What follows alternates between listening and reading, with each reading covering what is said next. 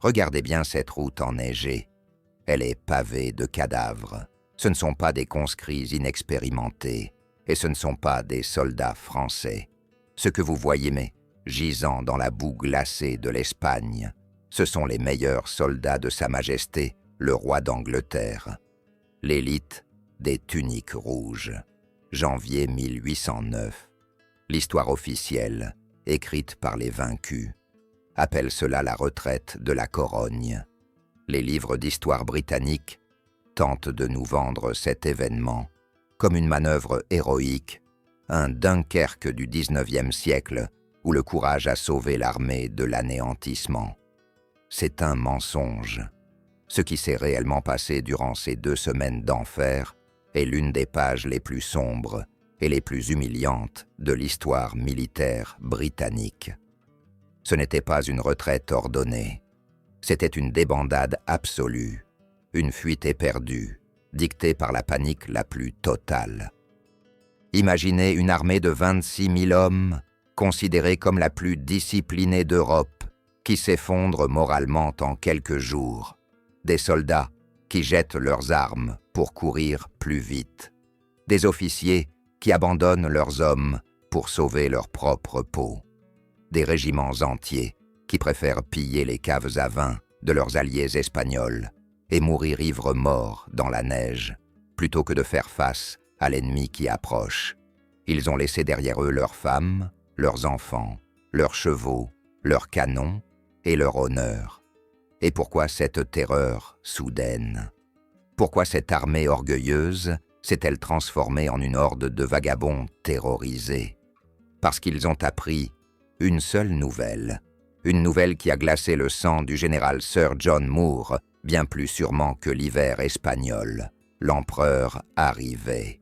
Napoléon en personne avait décidé de mener la chasse, et quand l'aigle fond sur sa proie, le lion britannique ne rugit plus, il court. Bienvenue sur l'héritage de fer. Aujourd'hui, nous allons déconstruire le mythe.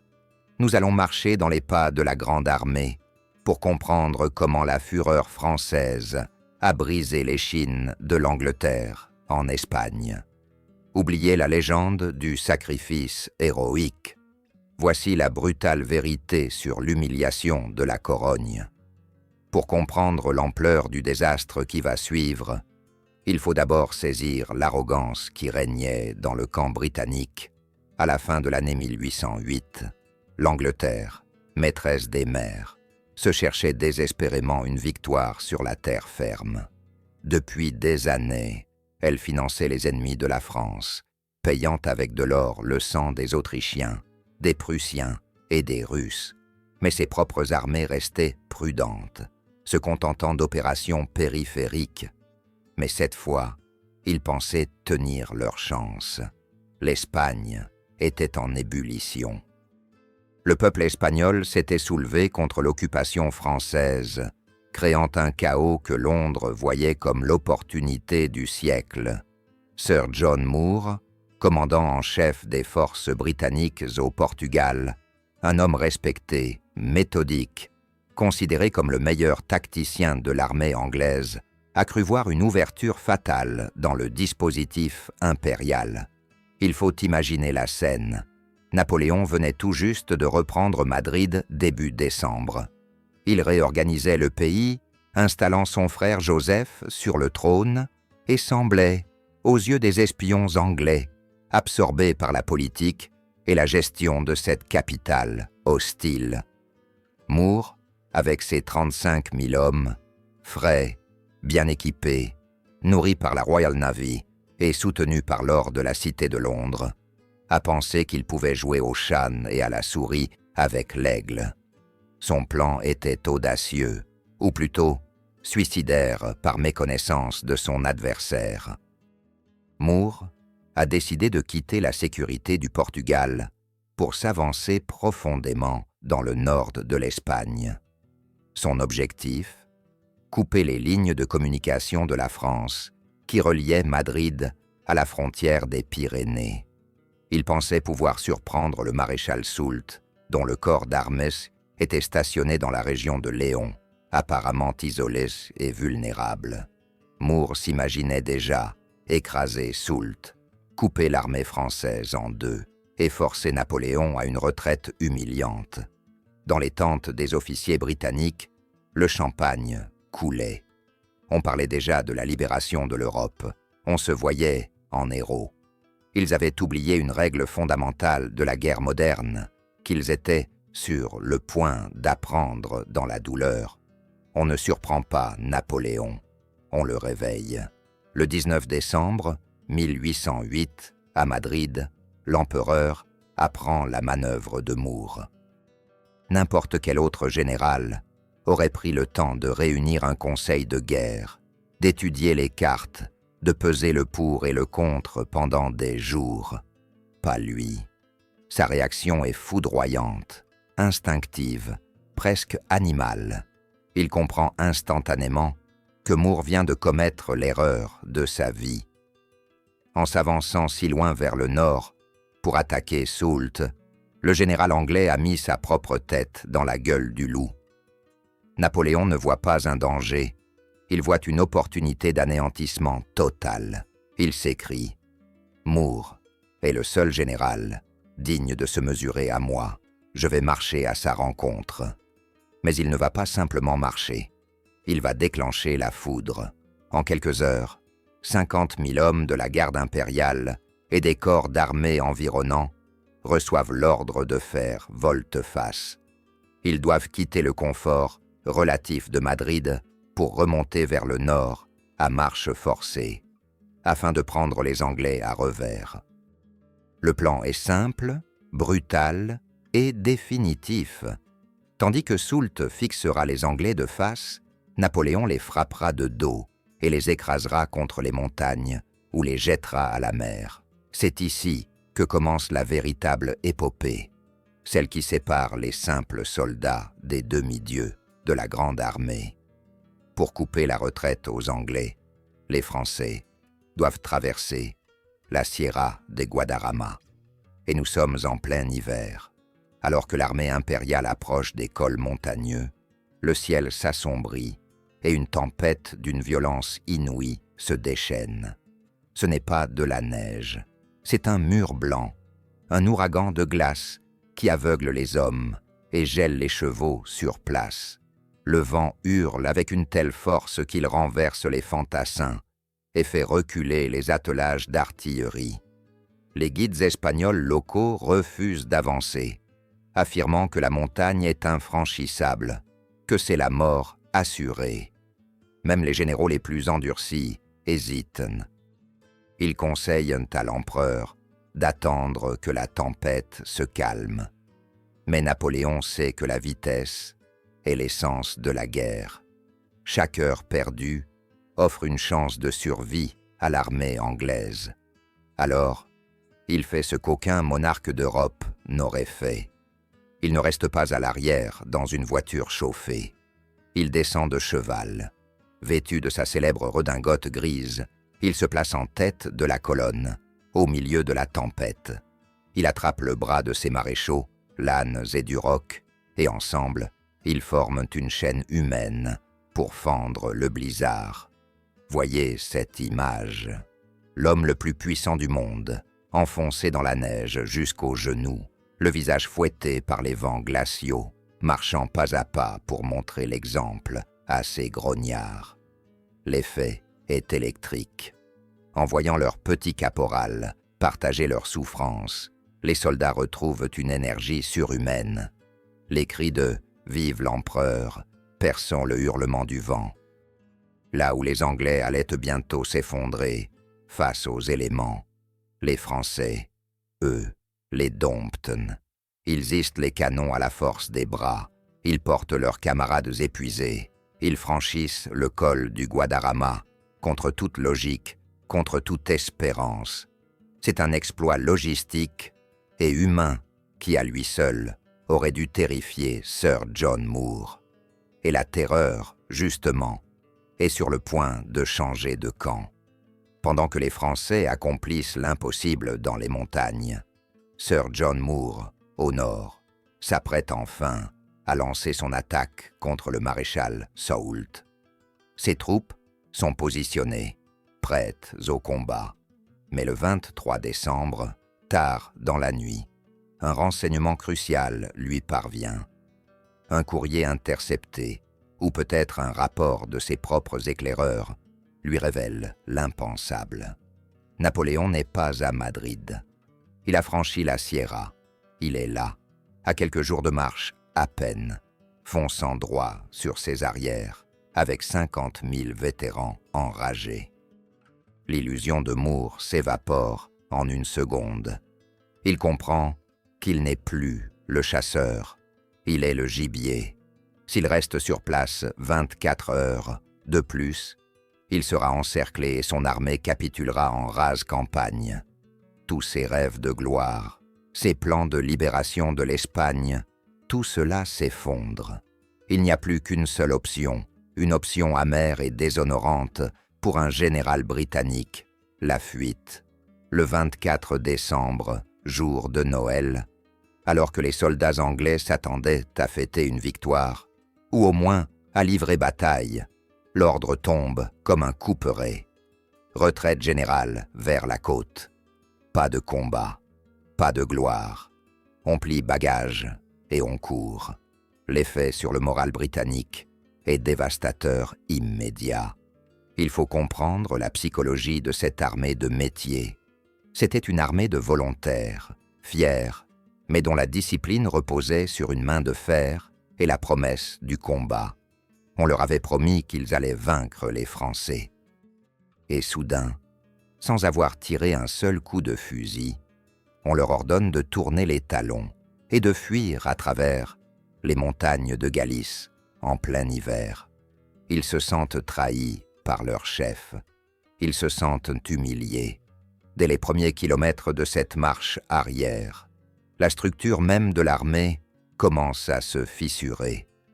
La discipline britannique, si vantée sur les terrains de parade de Londres, se révèle être un vernis fragile qui craque dès que l'adversité réelle se présente. Les officiers, déçus et inquiets, perdent leur autorité. Les soldats, furieux et effrayés par la rumeur de l'arrivée de Napoléon, commencent à grogner. C'est le début de la fin pour la cohésion de l'armée de Moore. Ce qui commence comme un repli stratégique va se transformer, jour après jour, heure après heure, en une descente aux enfers. La route vers la Corogne, longue de plusieurs centaines de kilomètres à travers des cols enneigés et des chemins boueux, va devenir le tombeau de l'orgueil britannique. Napoléon, ayant franchi les montagnes, lance sa cavalerie à la poursuite. Il ne veut pas simplement les repousser, il veut les harceler jusqu'à ce qu'ils s'effondrent d'épuisement. Il confie l'avant-garde au maréchal Ney et aux dragons avec un ordre simple, l'épée dans les reins. Les Français sentent l'odeur du sang. Ils savent que l'ennemi a peur. Et il n'y a rien de plus dangereux qu'une armée française qui poursuit un ennemi en fuite. La grande armée avance à une vitesse stupéfiante, avalant les kilomètres, galvanisée par la perspective d'une victoire totale. De leur côté, les Anglais entament leur calvaire. Le froid est intense. Les vivres commencent déjà à manquer, car, dans sa précipitation, l'intendance britannique est dépassée. Mais le pire ennemi des Anglais, ce ne sera ni le froid, ni la faim, ni même les sabres français dans un premier temps. Ce sera leur propre manque de caractère. Alors que les colonnes britanniques s'engagent sur les routes montagneuses d'Astorga, la discipline vole en éclats. Les soldats, désespérés et furieux, réalisent qu'ils ne sont pas là pour se battre, mais pour survivre. Et pour beaucoup d'entre eux, survivre signifie piller, boire, et oublier qu'une légende vivante est à leur trousse. Le décor est planté pour l'une des scènes les plus honteuses de l'histoire militaire. La retraite héroïque est sur le point de se transformer en une orgie de destruction et de mort. L'horreur commence véritablement à Astorga, cette ville qui aurait dû être un point de ralliement et de ravitaillement, devient le théâtre de l'effondrement moral absolu de l'armée britannique. C'est ici que le mythe du gentleman soldat se noie dans des barriques de vin bon marché. Les dépôts de la ville regorgent de provisions, d'équipements et de spiritueux. Au lieu d'une distribution ordonnée, c'est le pillage.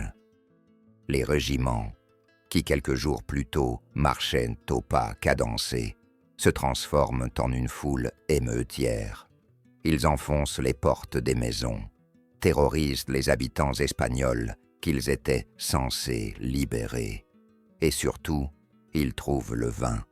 Des milliers d'hommes s'enivrent avec une frénésie suicidaire. Ils boivent pour oublier le froid, pour oublier la honte de la retraite, pour oublier la peur qui leur tord le ventre. Les rues d'Astorga deviennent un cloaque. On y voit des scènes dantesques, des soldats ivres morts gisant dans le caniveau, piétinés par leurs camarades ou par les chevaux de l'artillerie qui tentent de se frayer un chemin. Des bagarres éclatent entre unités pour une bouteille ou un morceau de pain.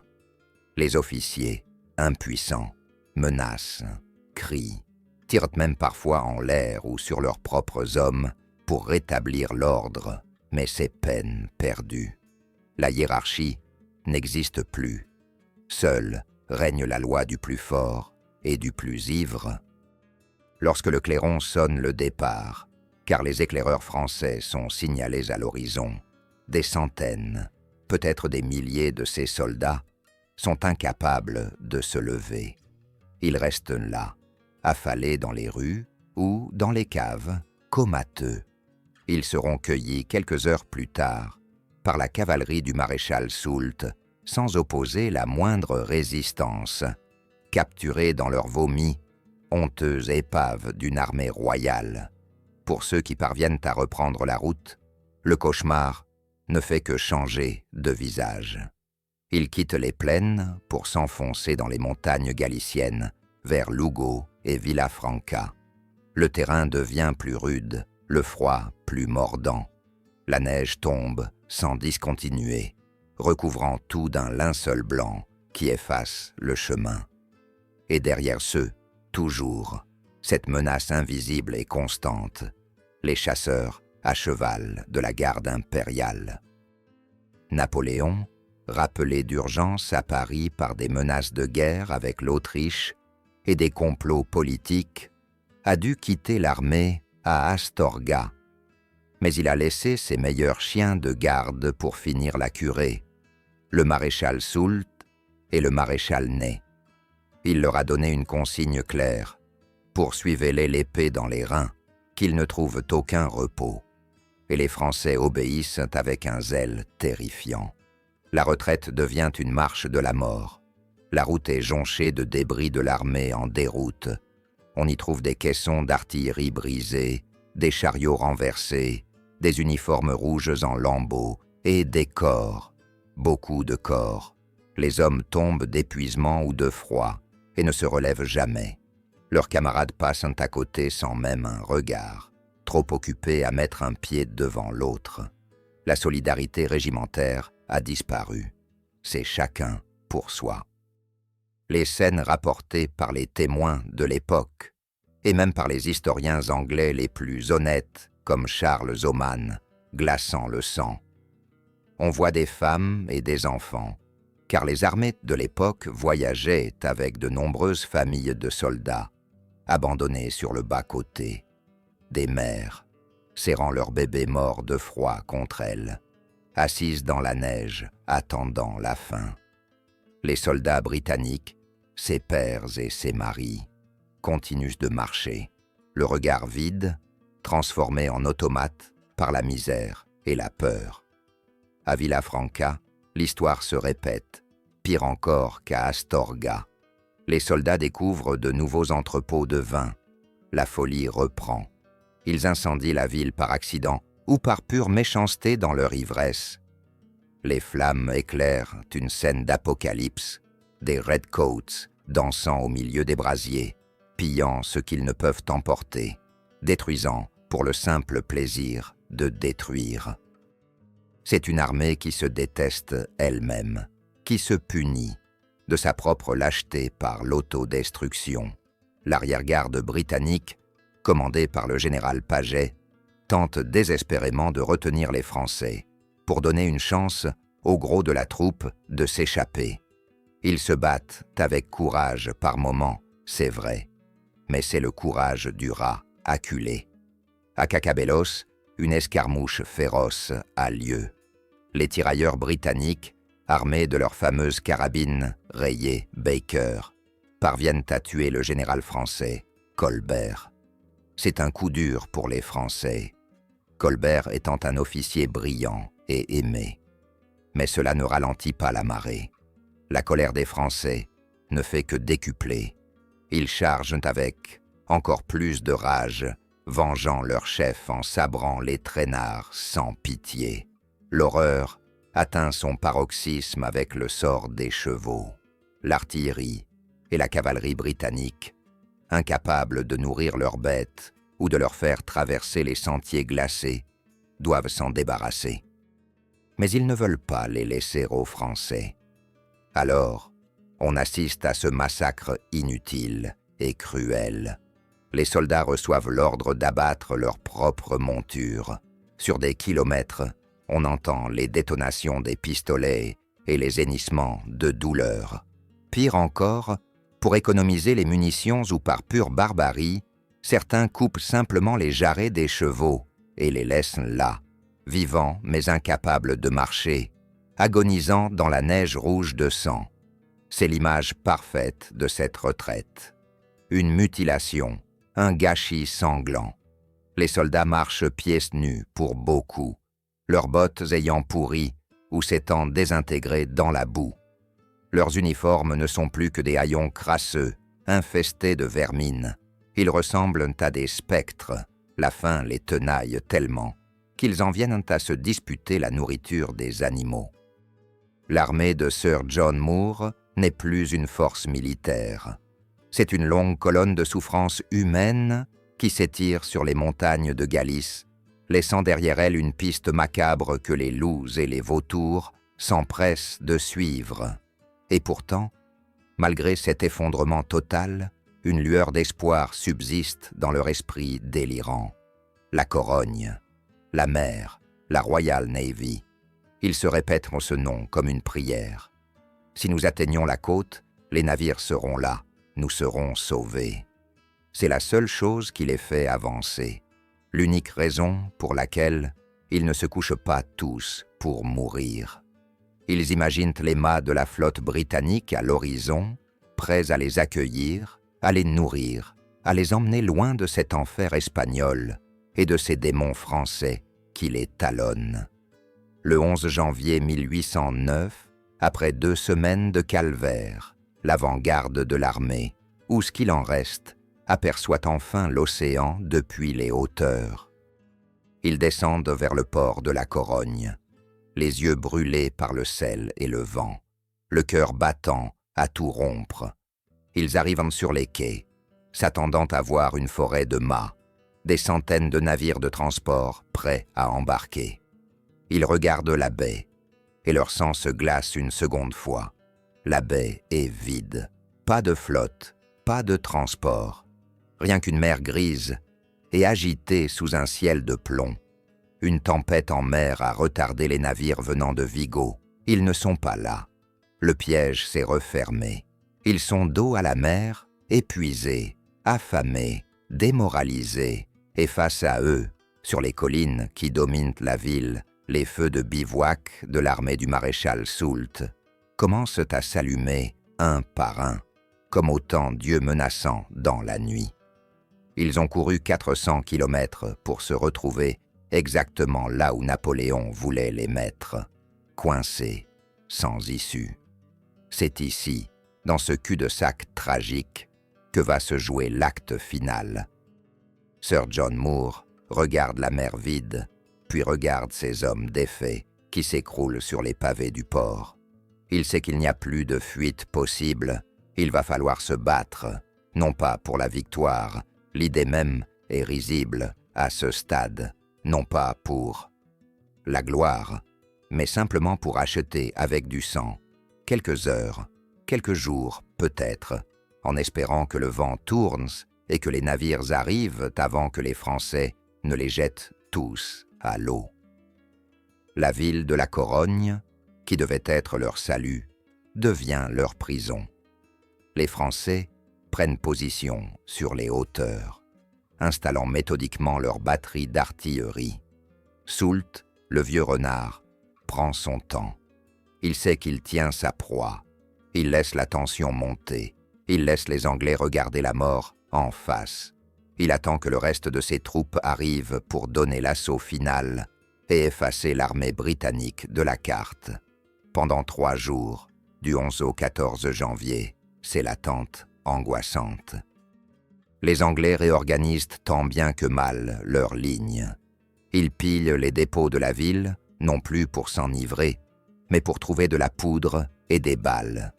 On distribue des mousquets neufs trouvés dans l'arsenal espagnol pour remplacer les armes rouillées ou jetées pendant la fuite. C'est une armée de fantômes réarmés qui se prépare à son dernier carré. Enfin, le 14 janvier, les voiles apparaissent à l'horizon. La flotte arrive. Des dizaines de navires entrent dans la baie. Un immense soupir de soulagement parcourt les rangs britanniques. L'évacuation commence immédiatement. Les blessés, les malades, les canons légers sont embarqués en priorité. Mais Soult voit aussi les navires. Il comprend que sa proie tente de lui échapper par la mer. Il ne peut plus attendre. Le 16 janvier, il ordonne l'attaque générale. La bataille de la Corogne commence. Ce n'est pas une bataille rangée classique. C'est un combat désespéré, confus, brutal, mené au milieu des haies, des murets de pierre et des vignobles qui entourent la ville.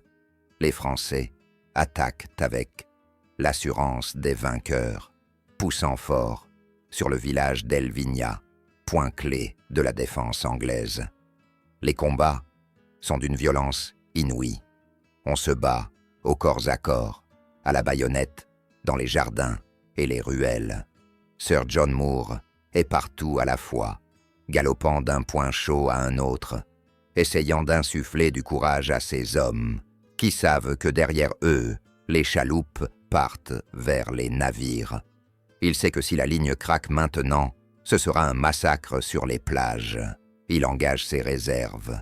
Il expose sa personne.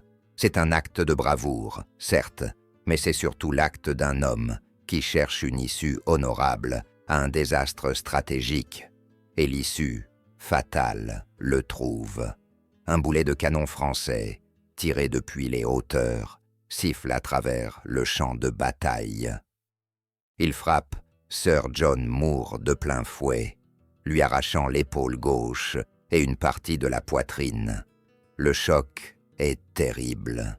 Le général s'effondre, mais, détail macabre qui souligne l'horreur de la scène, il reste conscient. Ses officiers se précipitent. Ils tentent de le relever, de le transporter à l'abri. Dans la confusion et la douleur, Moore refuse qu'on lui retire son épée qui s'est emmêlée dans sa blessure béante. Il veut mourir avec elle. On le transporte à l'arrière, sur une couverture, à travers les rues de la Corogne, où règne le chaos de l'embarquement. Il agonise pendant plusieurs heures, demandant sans cesse des nouvelles du front. Les Français sont-ils repoussés? Ses officiers lui mentent peut-être un peu pour adoucir sa faim, lui assurant que la ligne tient. Il meurt finalement, non pas dans la gloire d'une victoire éclatante, mais dans l'angoisse d'une évacuation inachevée. Sa mort marque symboliquement la fin de l'armée qu'il a commandée. Privés de leur chef, les Britanniques continuent de se battre mécaniquement jusqu'à la nuit tombée, uniquement pour protéger l'embarquement. Dès que l'obscurité recouvre le carnage, le reste de l'armée décroche en silence. Ils abandonnent leur position, laissant les feux de camp allumés pour tromper les Français, et courent vers les quais. La scène finale de l'embarquement est une vision de honte absolue. C'est la panique. Dans l'obscurité, les bateaux sont surchargés. On se bouscule pour monter à bord. On abandonne tout ce qui encombre.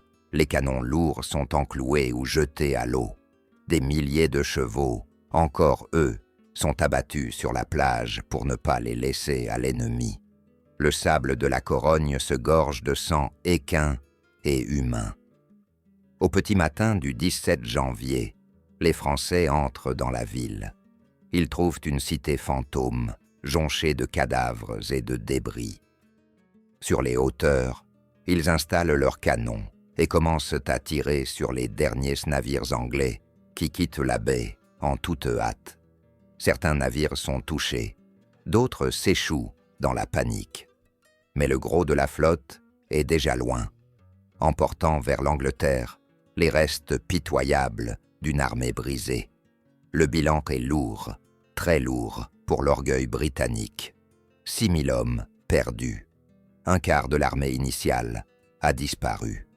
Non payés dans une grande bataille rangée héroïque, mais morts de froid, de maladie, d'ivresse, ou capturés comme des traînards. Tout le matériel lourd est perdu. Les magasins d'armes et de vivres de la Corogne, pleins à craquer, tombent intacts aux mains des Français, offrant à Soult de quoi ravitailler son armée pour des mois. C'est une victoire totale pour la France. Napoléon, bien qu'absent physiquement à la fin, a dicté le rythme de toute la campagne. Sa simple présence a suffi à mettre en fuite l'armée anglaise, et ses maréchaux ont achevé le travail en la chassant du continent. L'Espagne du Nord est pacifiée, du moins temporairement. Le prestige de l'Angleterre en Europe est au plus bas. Les puissances continentales, qui espéraient voir l'invincible Albion tenir tête à l'ogre corse, ont vu à la place une débandade. Mais l'histoire ne s'arrête pas aux faits bruts. Elle se joue aussi dans la manière dont on la raconte. Et c'est là que le génie britannique pour la propagande entre en scène. À Londres, la nouvelle du désastre arrive comme un coup de massue.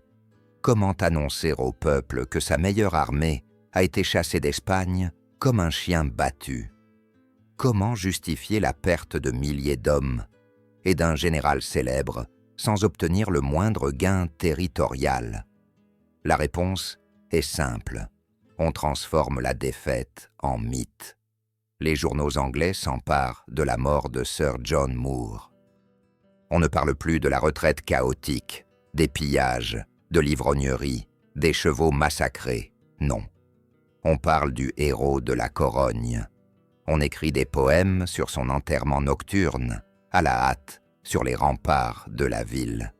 Le célèbre poème de Charles Wolfe, The Burial of Sir John Moore, devient un classique appris par tous les écoliers britanniques. On y décrit un enterrement silencieux, noble, tragique. On occulte le fait qu'il a été enterré à la va-vite par des hommes terrifiés qui entendèrent les canons français se rapprocher. On transforme la bataille défensive de la Corogne, qui n'était qu'un combat d'arrière-garde pour couvrir une fuite, en une victoire, parce que l'armée a réussi à embarquer. On oublie de dire que l'objectif de la campagne était de chasser les Français d'Espagne, et que le résultat est exactement inverse. On crée le narratif de la résilience britannique, cette capacité à encaisser les coups et à survivre pour revenir se battre un autre jour. C'est le même mécanisme narratif qui sera utilisé à Dunkerque, 130 ans plus tard. Une défaite militaire majeure est réemballée en victoire morale. Mais nous, ici, nous regardons les faits, et les faits sont têtus. En janvier 1809, l'armée britannique a failli cesser d'exister. Elle a été sauvée non par son courage, mais par une tempête qui a retardé Napoléon dans les montagnes, et par la prudence tactique du maréchal Soult, qui a préféré assurer la prise de la ville plutôt que de risquer ses troupes dans un assaut suicidaire contre des hommes dos au mur. L'héritage de la Corogne, le vrai héritage, C'est la démonstration de la suprématie de la machine de guerre napoléonienne à son apogée. La Grande Armée, capable de parcourir des distances incroyables dans des conditions exécrables, capable de frapper fort et vite, a prouvé qu'elle n'avait pas d'équivalent. Elle a montré au monde que l'armée britannique, aussi professionnelle soit-elle, n'était pas de taille face à la furie impériale en rase campagne. Il faudra des années à Wellington pour reconstruire une armée capable de tenir tête aux Français. Et il le fera en adoptant une stratégie prudente, défensive, profitant du terrain et de l'épuisement français, et non en cherchant l'affrontement direct et mobile, comme l'avait tenté malencontreusement Moore. Wellington a appris la leçon de la Corogne. Ne jamais, jamais se laisser surprendre par la vitesse française. Alors, la prochaine fois que vous entendrez parler de la gloire britannique durant les guerres napoléoniennes, souvenez-vous de la neige rouge de Galice, souvenez-vous des soldats ivres d'Astorga, souvenez-vous de la baie vide et de la panique sur les quais. La Corogne n'est pas un monument à la gloire britannique. C'est la cicatrice indélébile laissée par l'aigle français sur le dos du lion anglais. Une cicatrice qui brûle encore sous les pages des livres d'histoire révisés. C'est une leçon que l'histoire, dans son ironie, a fini par enterrer sous des couches de romantisme victorien. Mais la vérité brute demeure, gravée dans la mémoire de ceux qui savent tout regarder. Ce que Napoléon et ses maréchaux ont accompli cet hiver-là n'était pas seulement une victoire militaire, c'était une affirmation de volonté, une preuve que la grandeur de la France ne résidait pas seulement dans ses frontières, mais dans l'esprit de ses soldats, capables de marcher là où les autres s'effondrent, de combattre là où les autres fuient. L'humiliation de la Corogne reste le témoin silencieux d'une époque où l'Europe entière retenait son souffle au passage des étendards tricolores. Elle nous rappelle que les mythes peuvent être beaux, mais que la réalité du courage et de la puissance se mesure sur le terrain, dans la boue et le sang, et non dans les salons feutrés des vainqueurs de demain. Si cette plongée dans la véritable histoire vous a passionné, si vous refusez les récits édulcorés et que vous voulez continuer à redécouvrir les grandes heures de notre passé militaire, votre soutien est notre meilleure arme. Aidez-nous à maintenir cette flamme vivante. Vous pouvez renforcer nos rangs en devenant membre de la chaîne ou simplement en partageant cette vidéo pour que la vérité se répande. L'histoire est un champ de bataille perpétuel. Ensemble, assurons-nous que l'héritage de fer ne s'éteigne jamais. À la prochaine bataille.